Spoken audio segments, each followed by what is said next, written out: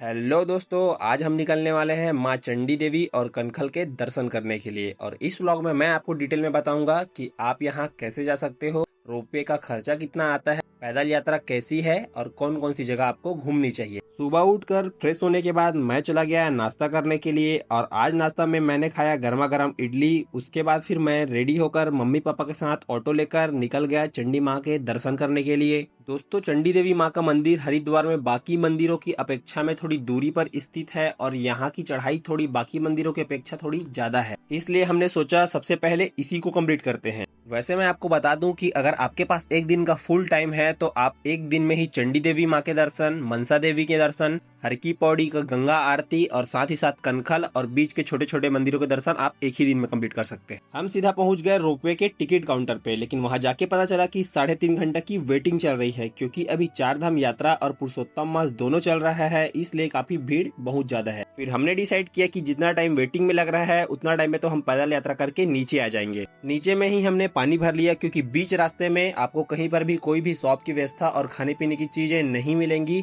इसलिए आप पानी की बोतल या खाने पीने के सामान जरूर कैरी करें। पानी आपको सीधे ऊपर में मिलेगा या तो सीधा नीचे में ही भर के जाए। दोस्तों, हम लोग जा रहे हैं चंडी देवी मंदिर और रोपवे में जो है 2.5 से 3 घंटा वेटिंग होने के कारण में हमने सोचा इतना टाइम वेस्ट क्यों ही करें, क्योंकि हम लोग को चंडी देवी के बाद कनखल और साथ ही साथ मनसा देवी भी जाना है, तो लेट वेट हो जाएगा करके हमने सोचा कि पैदल ही चल लेते हैं। लेकिन चढ़ाई बहुत ज़्यादा है, एकदम पसीना पसीना हो गया हमें।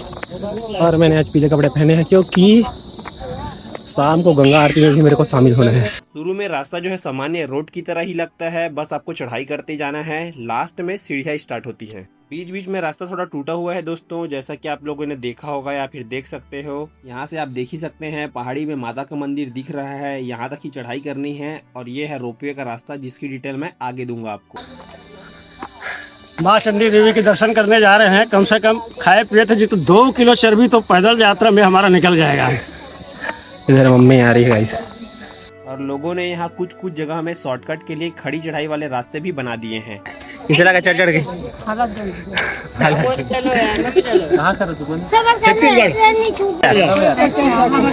अच्छा, रायपुर से आप लोग?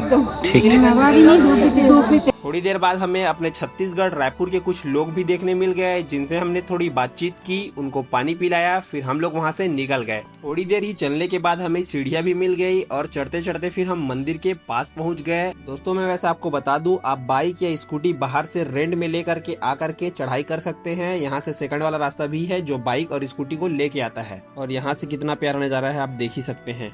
अगर आप रोपवे से जाना चाहते हैं तो यहाँ इजिली जा सकते हैं। सिर्फ चंडी देवी रोपवे टिकट का चार्ज लगभग 240 रुपए पर पर्सन है। और अगर आप चंडी देवी और मनसा देवी दोनों को कॉम्बो रोपवे टिकट लेते हो तो उसका 449 रुपए पर पर्सन पड़ता है, जिसका टिकट भी आपको चंडी देवी में ही मिल जाएगा। अगर आपको रोपवे से ही जाना है और वेटिंग है तो अंदर में वेटिंग एरिया भी बना है, जहाँ पे आप जाकर वेट कर सकते हो। दोस्तों, अगर आप रोपवे से जाते हो तो लगभग आपको 10 मिनट का अप्रोक्स टाइम लगता है। 10 मिनट में आप मंदिर के ऊपर पहुँच जाएंगे। और अगर आप पैदल यात्रा कर रहे हैं और आपकी स्पीड सही है तो आपको लगभग 40 मिनट के करीब लगेगा ऊपर चढ़ने में। दोस्तों, हम लोगों ने खुद एक दिन में माँ चंडी देवी, माँ मनसा देवी, कनखल, बीच में छोटे छोटे आश्रम और मंदिर, शाम को हमने हर की पौड़ी की गंगा आरती भी हमने कंप्लीट की है। इंक्लूडिंग माँ मनसा देवी और चंडी देवी की यात्रा हमने पैदल भी की है, क्योंकि वेटिंग बहुत ज्यादा था। फाइनली हम पहुंच ही गए मंदिर। यहाँ की हवा और ऊपर से दिखने वाला हरिद्वार का व्यू सच में बहुत प्यारा था। फिर हम धीरे धीरे करके सीढ़ी चढ़ने लगे, भीड़ भी काफी थी। जय माता दी। तू तो बोल जोर से। जोर से बोल रहा है।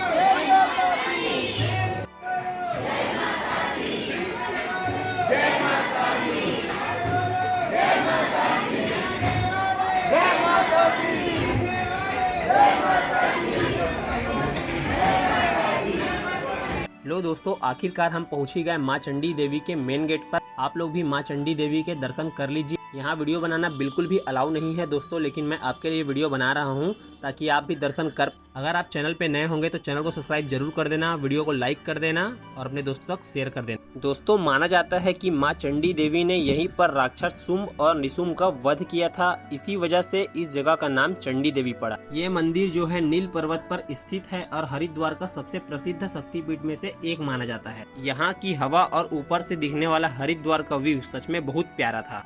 जैसे ही आप बाहर निकलेंगे तब आपको मेन गेट में जो है एक बड़ा सा ध्वज दिखाई देगा, जो आपको नीचे से बहुत छोटा दिखाई देता है। जैसे ही आप सीढ़ी चढ़ के नीचे उतरेंगे आपको और भी देवियों और भगवान के दर्शन होंगे। मेन मंदिर के ऊपर से ही नीचे उतरते उतरते आपको बहुत सारी शॉप दिखाई देंगी, जहां से आप पूजा पाठ की सामग्रियां या प्रसाद वगैरह ले सकते हैं।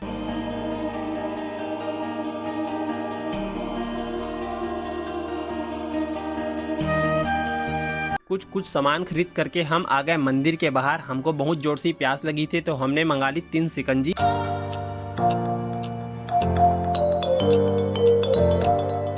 शिकंजी पी करके प्यास और मन दोनों शांत हो गया। फिर हम लोग उतरने लग गए नीचे के लिए। शुरू में इतनी सारी स्कूटियां और बाइक देख के सोचने लग गया कि ये पहाड़ पे आई कैसे। फिर ये जो सेकंड रास्ता जा रहा है ना गाइस, यही रास्ता जो है बाइक और स्कूटी के लिए है, जो सामान ढोने के लिए बनाया गया है। और ये है वो ध्वज जिसको मैंने आपको शुरू में दिखाया था। बाहर से दिखने में छोटा लगता है लेकिन ये अंदर से बहुत बड़ा है। दोस्तों अब धूप इतनी ज्यादा तेज हो गई थी ना कि ऊपर चढ़ने वालों को एकदम दिक्कत हो रहा था, और दिक्कत मुझे भी हो रहा था, इसलिए मैंने कैप लगा लिया। फिर मैंने नीचे उतरना स्टार्ट किया। ये शॉर्टकट वाले रास्ते से फिर मैं नीचे उतरते चला गया। ये शॉर्टकट वाला रास्ता खतरनाक भी है दोस्तों, अगर आपका पैर स्लिप हुआ तो आप नीचे भी गिर सकते हैं, अच्छी खासी चोट भी लग सकती है आपको। फिर हमें नीचे उतरते उतरते अपने छत्तीसगढ़ बलौदा बिहार के लोग मिल गए, जिनसे हमने अच्छी खासी बात की। फिर हमने नीचे उतरना स्टार्ट किया। फिर नीचे उतरते उतरते 2 बच्चे और उनकी माँ मिली, जिनको बहुत प्यास लगी थी। पापा ने उनको पानी पिलाया और बताया कि आप पानी सीधा ऊपर ही मिलेगा तो अच्छे से पी लो करके। और बीच बीच का रास्ता अच्छा खासा टूटा और बीच में दरार भी पड़ गई थी। फिर हमने धीरे धीरे करके नीचे उतरा। दोस्तों नीचे उतरने में आपको लगभग 20 से 25 मिनट का टाइम लग सकता है।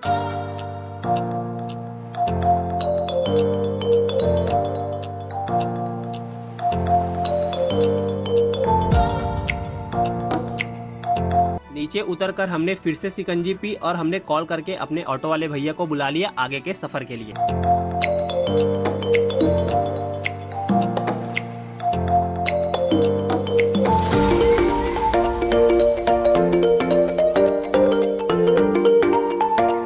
जहाँ ऑटो वाले भैया हमें ले गए श्री रामेश्वर धाम ट्रस्ट। वहाँ जाके हमें माता रानी, श्री राम जी, लक्ष्मण जी, माता सीता के दर्शन करने को मिले। फिर उसी मंदिर के दूसरे वाले खंड में हमें साथ ही साथ श्री राम जी, माता सीता, हनुमान जी, हमें महादेवी दुर्गा और साथ ही साथ शंकर जी का शिवलिंग भी देखने को मिला।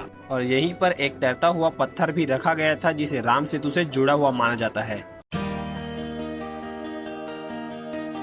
फिर वहाँ से बस 50 मीटर आगे चलने पर मिलता है श्री पूर्णानंद आश्रम, जहाँ शिव मंदिर, शनिदेव मंदिर और नवग्रह मंदिर भी है। यहाँ का शिव मंदिर थोड़ा अलग है, क्योंकि मंदिर के सामने वाला फेस पूरा रुद्राक्ष से बना हुआ है और अंदर में शिवलिंग है। ऐसे ही मेन मंदिरों के बीच में छोटी छोटे मंदिरें हैं गाइस, जिसको आप कवर कर सकते हो। फिर इस मंदिर के जस्ट बगल में बनाया गया है शनि मंदिर। दोस्तों इसी दिन ही हमने साथ ही साथ माँ मनसा देवी और हर की पौड़ी की गंगा आरती भी कंप्लीट की थी। चूंकि वीडियो बहुत लंबा हो जाएगा, इसलिए मैं उसको सेकंड पार्ट में डालूंगा। तब तक के लिए आप चैनल को सब्सक्राइब कर दीजिए। और वहीं शनिदेव मंदिर के जस्ट बगल में ही आपको दिखाई देगा नवग्रह मंदिर, जहाँ आपको सेंटर में माता रानी की मूर्ति दिखाई देगी और साथ ही साथ नवग्रह देवताओं की भी मूर्ति दिखाई देगी, जिसमें सूर्य देव, चंद्रदेव, मंगल, बुध, बृहस्पति, शुक्र, शनि, राहु और केतु की मूर्ति है। उसके बाद फिर हम ऑटो पकड़ के सीधा निकल गए कनखल के दर्शन के लिए। दोस्तों जैसे ही आप गेट से एंट्री करोगे, आपको शिव जी माता सती को गोद में उठाए हुए मूर्ति देखने को मिलेगी। ये उस समय को दर्शाती है जब माता सती ने हवन कुंड में कूद करके अपना शरीर त्याग दिया था, और जब शिव जी ने उनके विरह शरीर को अपने गोद में उठाया तो उस क्षण में अत्यंत पीड़ादायक विरह, शोक और तांडव का माहौल बन गया था। और फिर जब आप मेन गेट से प्रवेश करते हैं तो आपको सबसे पहले दिखाई देगी दक्ष प्रजापति का हवन कुंड, जिसमें राजा दक्ष ने हवन करवाया था। फिर जस्ट आगे बढ़ने पर हमको दिखाई दिया श्री सती कुंड। यही माता सती ने कूद करके अपना शरीर त्याग दिया था। दोस्तों यहाँ और इसके आगे में फोटोग्राफी और वीडियोग्राफी बिल्कुल ही प्रतिबंधित है, लेकिन मैं आपके लिए वीडियो बना रहा हूँ, तो प्लीज चैनल को सब्सक्राइब जरूर कर देना और वीडियो को लाइक कर देना। फिर उसके आगे जस्ट बढ़ने पर आपको दिखाई देगा दक्षेश्वर महादेव का शिवलिंग। दोस्तों माना जाता है कि यही राजा दक्ष का महल हुआ करता था और यही उन्होंने यज्ञ करवाया था, लेकिन उन्होंने भगवान शिव जी को यज्ञ में नहीं बुलाया, जिससे माता सती दुखी हो गई। और फिर माता सती ने यज्ञ कुंड में कूद करके अपना शरीर त्याग दिया। उसके बाद भगवान शिव जी माता सती को कंधे में उठाकर तांडव करने लगे। यहाँ अंदर में आपको और भी बहुत सारी मंदिरें और मूर्तियां देखने को मिल जाएंगी, जैसे हनुमान मंदिर, महाकाली मंदिर, महाकाल मंदिर और प्राचीन शीतला माता मंदिर।